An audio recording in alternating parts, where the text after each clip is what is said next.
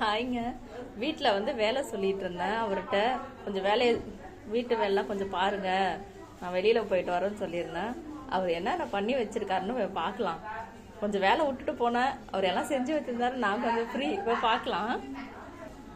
பார்க்கலாம் வாங்க.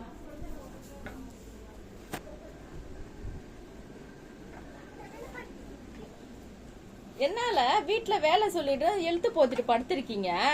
அப்படியே போட்டது போட்டபடியே கிடக்கு. ஏங்க என்னங்க போட்டது போட்டபடி கிடக்கு, எழுத்து போத்துட்டு தூங்கிட்டு இருக்கீங்க. என்ன வேலை கூட செஞ்சுக்கலாமா? பிள்ளைங்க எல்லாம் எப்படி இருக்கு? சாப்பாடு வீட்டுல சாப்பிட்ட பாத்திரம் கூட எடுத்து வைக்கல, துணிங்க எல்லாம் அப்படியே கிடக்கு. வீடு இப்படியா நான் வச்சுட்டு போனா என்ன ரேஞ்சில் இருக்குன்னு பாருங்க. என்னங்க நீங்க இப்படி பண்ணி வச்சிருக்கீங்க வீட்டை? நான் எதுக்கு இருக்கேனா?